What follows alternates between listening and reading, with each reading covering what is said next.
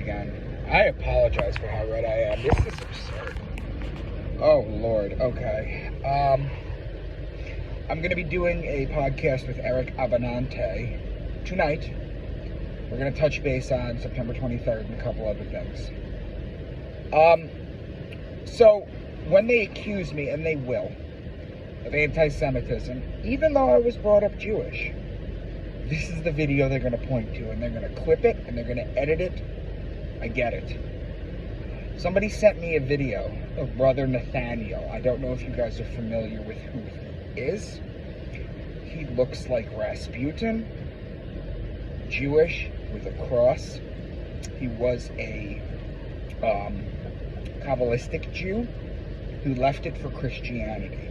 Let's go over a couple of things, though. Because when I was younger and I came across him, my inner Jewy was like, this guy's lying, this guy's anti-Semitic. I felt that. I said that. I looked at it that way.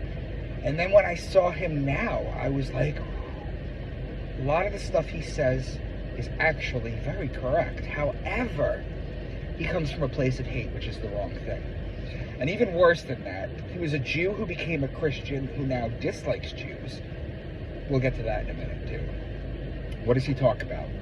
Let's talk about the Western Wall, for example.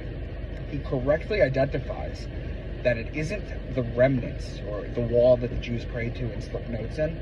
It is not the remnants of the second temple that was burnt down in 70 AD. Coincidentally, in 70 AD, the book of Mark came out. I'm not going to make those connections with you right now. But it is not a Jewish temple. It is the outer wall of something called Fortress Antonia. He correctly identifies that. He then identifies, you guys ever see a Jew, like, when they pray, like this? It's a copulation of the Shekinah. I'm not going to go into Kabbalah with all that stuff right now.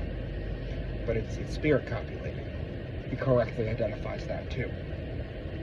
What he should know is that that's not a perversion. It's built in to the reed. It's in the Bible. When you talk about Solomon's temple, let's break down Solomon's temple. Solomon. Sol is the sun. Om, if you've ever read the Upanishads, Om is the syllable of the light of the word sun, and On is the Greek city of light, Heliopolis, which is why you turn the lights on when you go into a room to get light or enlightenment. I can't stress to you guys enough how everything is spiritual. The court is spiritual. Everything is spiritual, guys. Everything. Now, when you're talking about Solomon's temple or Solomon's temple, do yourself a favor. Type in Blueprint for Solomon's Temple and go online. What you're going to want to look for is you're going to want to look for where they lay out the cubits at the bottom and they show how it's built. Because here's the thing. When you look at Solomon's temple or Solomon's temple, you'll find that if you literally take it and twist it 90 degrees so that it's top down, you'll see that it is a penis entering a vagina. It is. The Holy of Holies is the head. And then you have the middle portion, that's the shaft. Then you have the base. Yakin, and I say Yakin because it's not Jakin, because the letter J didn't exist. The J in Hebrew is a Y. Yisrael, Yerushalayim, Yaakov, Yonatan, Yeshua. Okay? Enough examples? Right. Yakin and Boaz represent the testicles. It's an overhead view. And then you have the ark. That's where the Torah, DNA, sperm is stored. And then you have two holes on either side of this thing going into the vagina. And that is where the ovaries drop the eggs. And if you don't think for a minute that the ancients knew sex magic or biology. We have this weird thought that because we hear stories about cadavers being stolen and people getting murdered in the 1800s to study the body, that we didn't have this knowledge back in the day. No. I've made a video talking about how the Eye of Horus looks like the pineal gland, and the corpus callosum is the little ridge above it. They've known about the pine cone in every civilization. They used to know this stuff.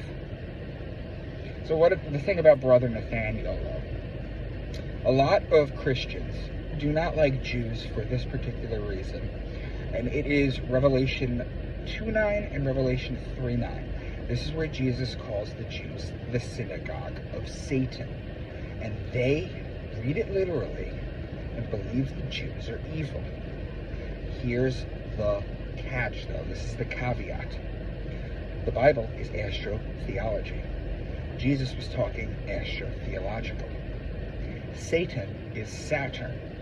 I'm not going to go into that video right now because this is going to be a 20-minute video if I do. But basically, Saturn rules the earth sign. So Saturn, or Satan, is a ruler of the earth. That's where that comes from. And when you're talking about the Jews being the synagogue of Satan, they are.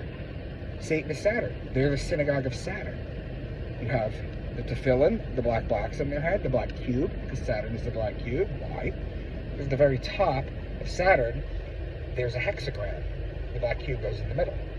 It's a storm system. They knew this too. Saturn used to be a lot closer than it is now. And they used to see it. The earrings, the wedding rings, rings for Saturn.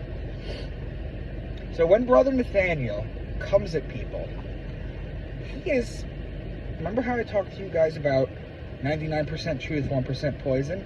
That anger is the poison. Whereas what he says is true, he has no idea how deep the Bible is. Of course the Bible is sexual in nature. That's reproduction. I've shown you guys a picture of Mother Mary. How she's depicted. It's a vagina.